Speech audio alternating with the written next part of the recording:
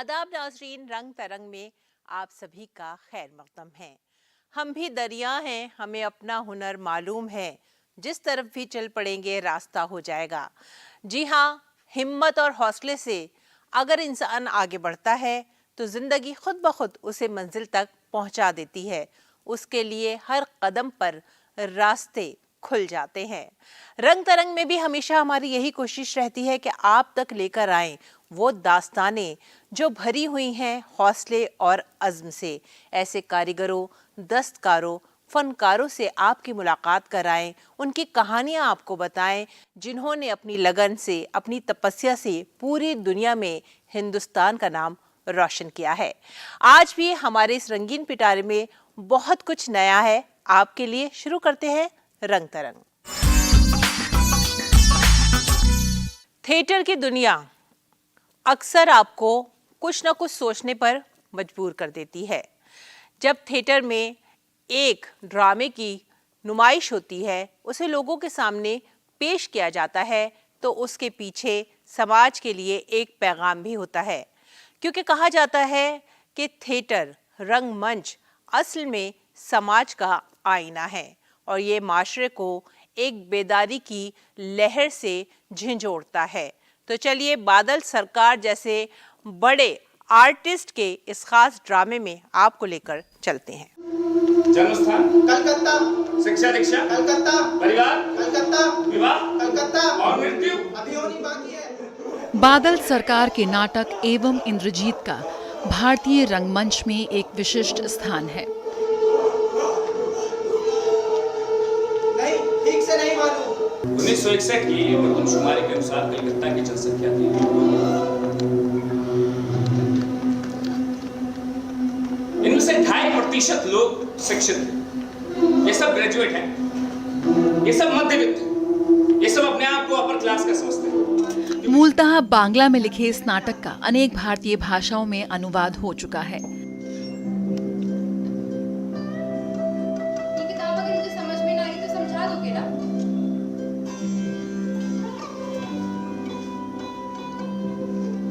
जवाब नहीं दिया। विभिन्न भाषाओं के रंगकर में इस नाटक ने बार बार मंचित होकर प्रशंसा और पर्याप्त प्रसिद्धि बटोरी है। तुमसे बातें की? हाँ की। क्या बातें की? अरे इधर उधर की गप्पे मारी आप। मतलब कि वही क्रिकेट, साहित्य, सिनेमा, राजनीति, यही सब बातें की ना? हाँ, क्रिकेट, सिनेमा, फिजिक्स, राजनीति, साहित्य, लेकिन तुम्हें कैसे पता? सिगरेट? नहीं, मैंने। हाल ही में राजधानी दिल्ली में एक बार फिर एवं इंद्रजीत का मंचन किया गया। सत्यम शिवम सुंदरम का प्रतीक है और पॉलिटिक्स जैसे गंदी चीज में साहित्य कोई लेना देना नहीं हो सकता। देखो भाई, गंदी चीज शब्द पर मुझे आपत्ति है। गंदगी यदि सत्य भी है तो उसे बात देखकर साहित्य रचना करना एस्केपिज्म है। साहित्य होगा जीवन की प्रतिछवि, रियलिस्टिक। युवा वर्ग की महत्वाकांक्षा, परवर्ती कुंठा व निराशा का यथार्थ परक चित्रण इसमें किया गया है। नग्न चित्र होगा ये भी मैं मानता हूँ।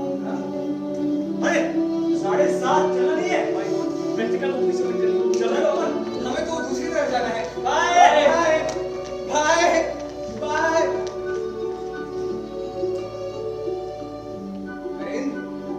चलना नहीं है क्या? मुझे कुछ और काम करते हुए घर जाना है। किधर जाना है? इधर उधर जाना है तो उनके साथ क्यों नहीं गए? उस वक्त याद नहीं आया। तेरी की अब अकेले अकेले जाना होगा। नाटक ये कहने का प्रयास करता है कि किसी भी समस्या का समाधान मृत्यु नहीं है। जीवन के 10-15 वर्षों की अवधि को समेटे हुए ये नाटक जीने की जिद का तर्क है। बादल सरकार के नाटक लोक रंगमंच की परंपराओं से काफी प्रेरित नजर आते हैं। साथ ही उनके नाटक अक्सर सार्वजनिक क्षेत्र में खेले जाते थे और भारतीय रंगमंच की परंपराओं को चुनौती देते थे। फिर भी सारी बातों का उत्तर कहाँ दे पा रहे? तो एक थकान सी घेरे ले रही। बहुत सा तर्क वितर्क भी अच्छा नहीं लगता, कुछ भी करने का दिल नहीं करता। एवं इंद्रजीत की कहानी एक लेखक पर केंद्रित है जो अपनी खुद की एक पक्की पहचान दिए बिना एक कहानी सुनाता है। वह लेखन के अवरोध से जूझता है, अपना नाटक लिखने का प्रयास करता है लेकिन असफल हो जाता है और हमेशा मूल कारणों से अनजान रहता है। 1 2 3 4 5 6 हाँ 4 5 6 नए कलेवर में प्रस्तुत इस प्रसिद्ध नाटक को दर्शकों और रंगकर्मियों ने खूब पसंद किया। रंग तरंग डीडी न्यूज।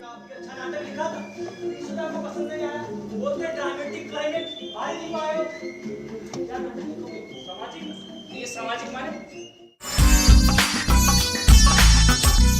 मेरा जूता है जापानी, ये पतलून हिंदुस्तानी, सर पे लाल टोपी रूसी, फिर भी दिल है हिंदुस्तानी। बचपन में अक्सर ये गाना आपने गुनगुनाया भी होगा, सुना तो जरूर ही होगा। जी हाँ, लाल रूसी टोपी बच्चों को बड़ी ही भाती है, और क्यों ना हो, रूस और हिंदुस्तान के ताल्लुकात हैं सदियों पुराने।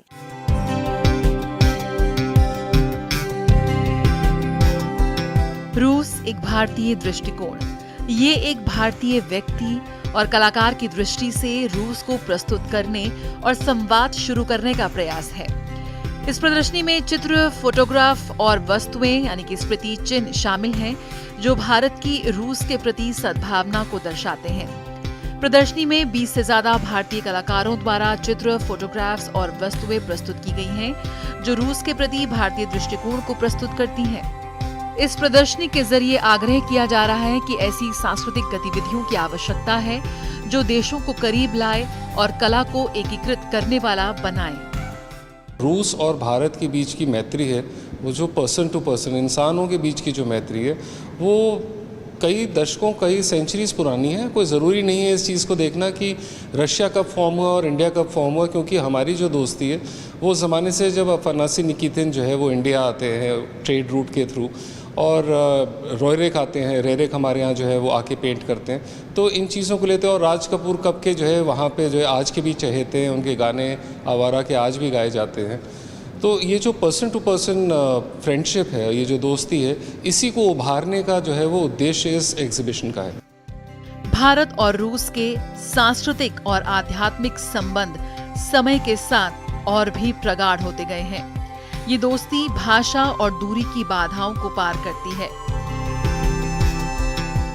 इस प्रदर्शनी में हमारा एक छोटा सा एक कॉन्सेप्ट हमारे दिमाग में आया कि किस तरीके से हम रशिया और इंडिया के रिलेशंस को और आगे दिखाने की कोशिश में हमने चाहा कि सभी आर्टिस्ट जो रशिया से जुड़े हुए हैं, लेकिन हमें अपनी उन भावनाओं को आगे दिखाने का मौका इस तरीके से, इस रूप में शो करने का मौका नहीं मिलता।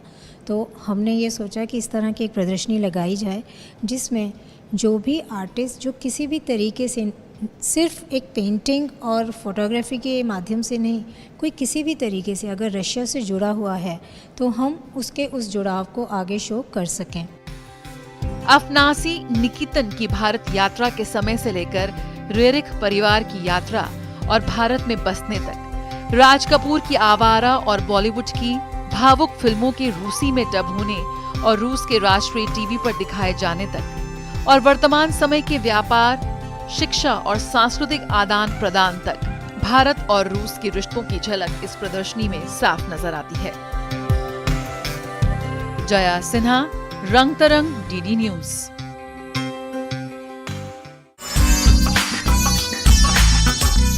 शून्यता यानी एक ऐसा दायरा, एक ऐसी जगह जहां वैसे तो कुछ भी नहीं है, सिफर है, लेकिन उसके बावजूद भी वो खाली नहीं है। उसके अंदर एक ताकत है, एक ऊर्जा है, एक एनर्जी है। यही मानकर चलते हैं कि इस एनर्जी से ही हम सब, रिपीट, फाइनल टेक, शून्यता यानी खालीपन, सिफर। लेकिन ये शून्यता एक ऐसा दायरा है जो खाली नजर तो आ रहा है, लेकिन खाली फिर भी नहीं है, क्योंकि इसमें एक कुव्वत है, इसमें एक एनर्जी है और इसमें एक कहानी भी है। आपको इस एग्जीबिशन में लेकर जाते हैं और आपके साथ समझते हैं मायने शून्यता के।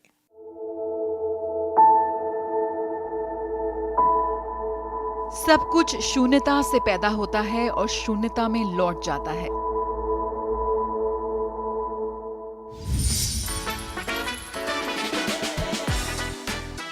इसी सोच के साथ कलाकार अभय के वर्मा ने कैनवस पर रंग भरने की शुरुआत की। हर बार जब कैनवस पर एक नया आकार, नए रंग में उनके सामने आता था तो वो और प्रेरित हो जाते थे। उनकी इसी प्रतिभा की झलक दिखाई दी राजधानी दिल्ली में प्रदर्शनी शून्यता में। ये जो प्रदर्शनी है आज जिसे आप देख रहे हैं, मेरे पीछे आप देख रहे हैं, ये एक जो बुद्धिज़्म में एक फिलॉसफी है शून्यता, उसके ऊपर है। शून्यता का मुख्य जो भाव है वो ये है कि पूरे ब्रह्मांड में कुछ भी जो है परमानेंट नहीं है, कुछ भी सदैव के लिए नहीं है, कुछ भी चीर नहीं है। सभी चीज़ें जो है वो जो कुछ ही समय के लिए होती हैं, चाहे जो भी हम देखते हैं।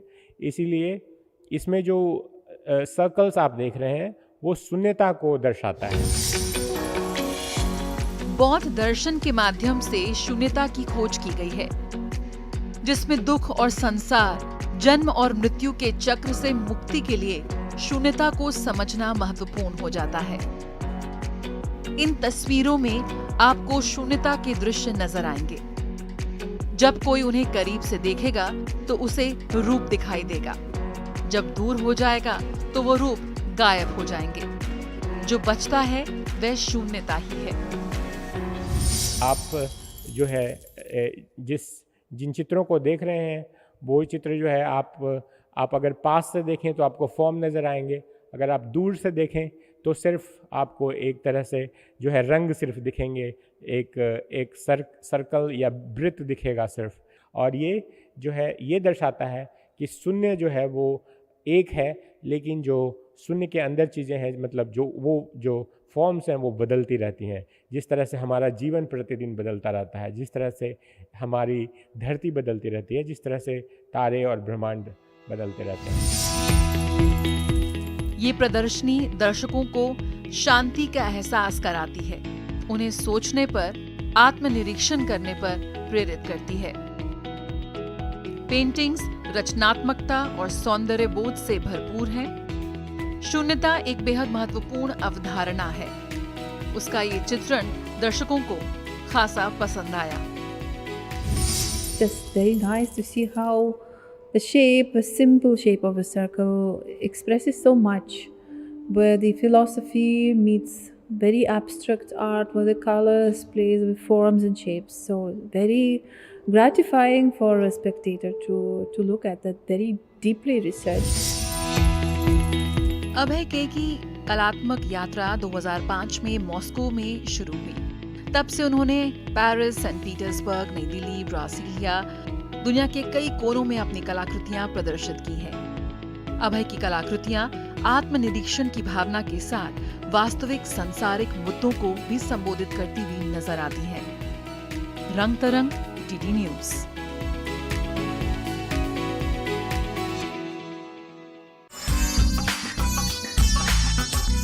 कायनात का हर जर्रा गाता भी है, गुनगुनाता है, खुशी से झूमता भी है, क्योंकि इजहार को एक जरिया चाहिए होता है, चाहे वो रक्स हो, मौसीकी हो, सुर साज हो। जब इनका संगम वजूद में आता है तो पूरा माहौल ही खुशनुमा हो जाता है। तो आइए आपको एक ऐसी ही महफिल में लेकर चलते हैं जहां आपको रक्स यानी भरतनाट्यम की खूबसूरत अदाएं तो नजर आएंगी ही, लेकिन ये भरतनाट्यम आपसे एक कहानी भी कहेगा।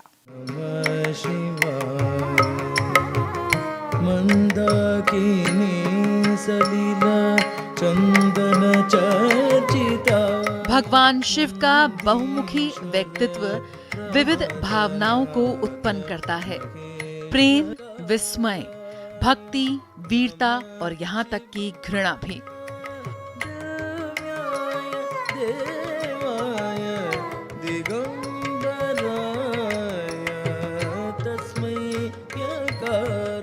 प्रसिद्ध भरतनाट्यम नृत्यांगना शरण्य चंद्रन ने बीते हफ्ते राजधानी दिल्ली में अपने एकल प्रदर्शन से शिव आराधना प्रस्तुत की।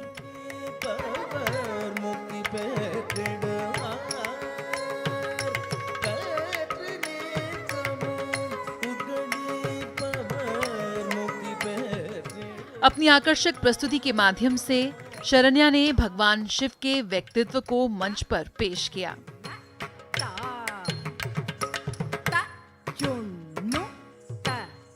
शिव के बहुत सारे स्वरूप हैं। साउथ में जैसे हम देखते हैं तो मंदिर जो हैं वहाँ पे बहुत सारे हैं और हर मंदिर को लेके कवियों ने बहुत अच्छा हमारे लिए मटेरियल छोड़ा है।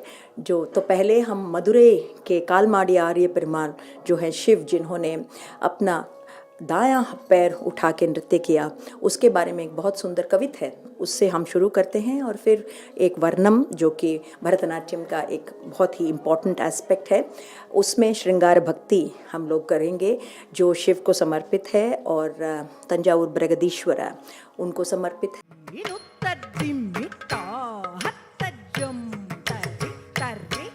भगवान शिव की दिव्यता का जश्न मनाती उनकी प्रस्तुति ने दर्शकों को मंत्रमुग्ध कर दिया।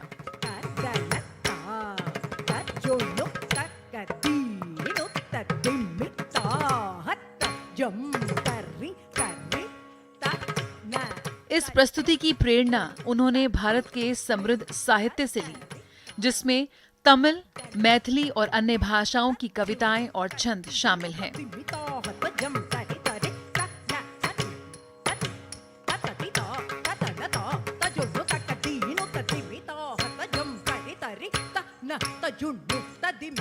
ये विविध चयन भगवान शिव के व्यक्तित्व और भारत की सांस्कृतिक समृद्धि को दर्शाता हुआ नजर आया।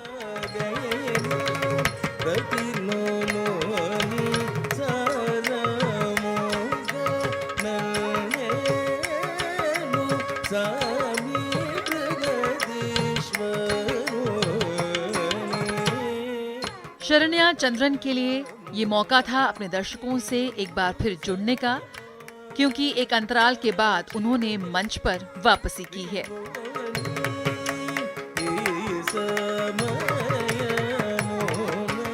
नई प्रस्तुति प्रस्तुत करने वाली हूँ जिसका नाम है हिम्स टू हरा। इसमें शिव जी के प्रति अलग अलग जो इमोशंस है, जो रस है, वो उभर के आएंगे, जैसे भक्ति रस, श्रृंगार रस, यहाँ तक कि निंदा भी, एक निंदा स्तुति भी करने वाली हूँ मैं, और वीरता, अद्भुत, ये सारी रसों को इंटीग्रेट करते हुए शिव जी के प्रति जो जो अलग अलग लोग फील करते हैं, उसी से ये पूरा मार्ग बना हुआ है।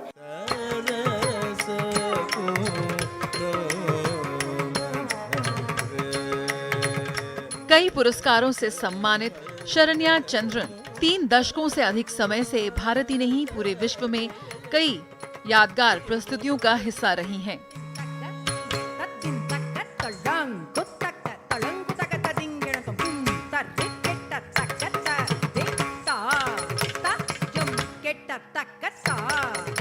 यकीनन शरण्या चंद्रन का शिव स्तुति का ये अवतार लंबे समय तक दर्शकों को याद रहेगा।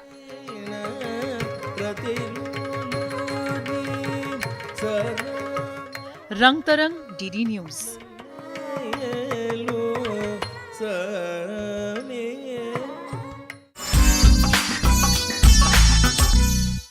क्या कभी आपने गौर किया है कि किस तरह से एक सफेद से कैनवस पर पूरे रंगों की एक कहानी पेश कर देता है एक फनकार। ये रंग आपस में घुल मिलकर एक पूरी दास्तान बयान करते हैं। सटायरिकल सिम्फनी भी एक ऐसी ही दास्तान है जो लगाई गई राजधानी दिल्ली के इंडिया हैबिटेट सेंटर में।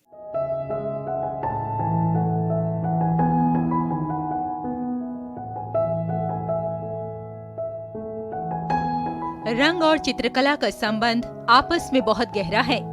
तस्वीर कोई भी हो, उसमें रंगों का इस्तेमाल भावनाओं और विचारों को अभिव्यक्त करने के लिए किया जाता है। एक ऐसी ही सुंदर चित्र प्रदर्शनी अपनी ओर खींच रही थी दिल्ली के हैबिटेट सेंटर में। इस चित्र प्रदर्शनी का आयोजन किया था धूमिमल गैलरी ने। चित्रकार थे ए राजेश्वर राव। ये मेरा आइडिया है, people should enjoy the painting, not serious kind. If you sat in front of my painting, they relax, they can see, they can enjoy the work, they should happy about see my painting. That is my main concept. इस चित्र प्रदर्शनी की खास बात ये थी कि सभी चित्र जैसे कोई विचित्र कहानी सुनाने की कोशिश कर रहे हों या लोगों से कोई बात कर रहे हों।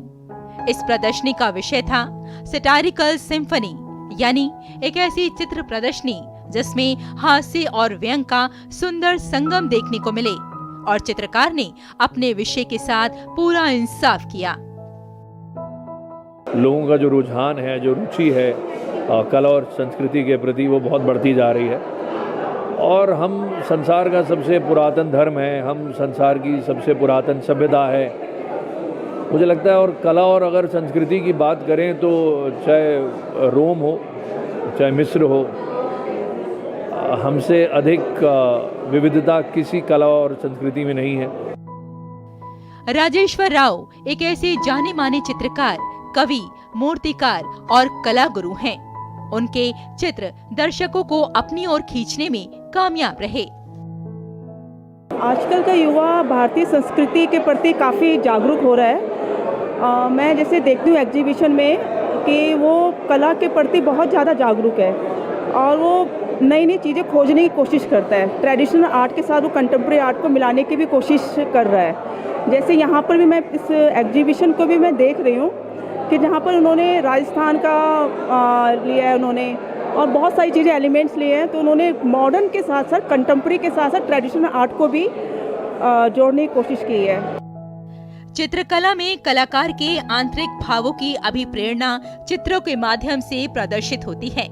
कला चित्रकार के मनोभावों में जन्म लेती है। बातों बातों में एक चित्रकार न जाने कितने रंगों से बात करता है और हर रंग हमसे कुछ कहता है। और जब चित्रकार रंगों के जरिए हम तक अपनी बात पहुंचाता है तो यकीन मानिए हम उसमें खो से जाते हैं, क्योंकि जिंदगी के न जाने कितने रंगों को एक साथ हम कैनवस पर देखते हैं। भारतीय चित्रकला में रंगों का महत्व प्राचीन काल से रहा है। भारतीय सौंदर्य और जीवन के उतार चढ़ाव रंगों के माध्यम से हमारे मन को छूते हैं। उजाले अपनी यादों के हमारे साथ रहने दो, न जाने किस गली में जिंदगी की शाम हो जाए। जिंदगी का काम है मुसलसल आगे बढ़ना। सुबह होती है, शाम होती है, जिंदगी यूं ही तमाम होती है। लेकिन सुबह और शाम के इन औकात में बड़ी ही दिलचस्प कहानियां हैं, बड़ी ही रंगीनियां हैं, और यही तो हम आपके लिए समेट लाते हैं अपने प्रोग्राम रंग तरंग में। अगले हफ्ते इसी वक्त इसी चैनल पर हमसे मिलना मत भूलिएगा, क्योंकि आपसे मिलने इसी वक्त आएंगे अगले हफ्ते। तब तक के लिए आप हमारी पूरी टीम को दीजिए इजाजत। आदाब।